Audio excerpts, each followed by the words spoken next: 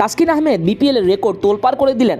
7টা wicket নিয়েছেন, career best. ভেঙে দিলেন পাকিস্তানি মোহাম্মদ আমিরের রেকর্ড। 2020 সালে খুলনা টাইগার্সের হয়ে সিলেট রয়্যালসের বিপক্ষে 17 রানে 6 উইকেট নিয়েছিলেন আমির, যা এতদিন ছিল বিপিএলের সেরা বোলিং ফিগার।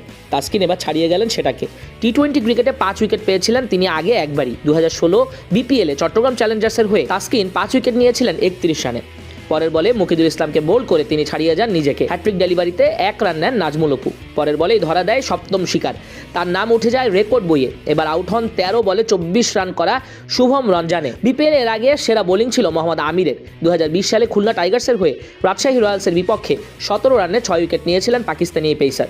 বাংলাদেশের বোলারদের মধ্যে বিপিএলের সেরা বোলিং ছিল গত আসরে রংপুর রাইডার্সের হয়ে আবু হায়দারের 12 রানে 5 উইকেট। টি-20 ক্রিকেটে বাংলাদেশের সেরা বোলিং ছিল সাকিব আল হাসান। 2013 সালে ক্যারিবিয়ান প্রিমিয়ার লিগে বারবাডোস ট্রাইডেন্টসের হয়ে 6 রানে 6 উইকেট নিয়েছিলেন সাকিব। তাসকিন ছাড়িয়ে গেলেন তাদের সবাইকে, ছাপিয়ে গেলেন তাদের সব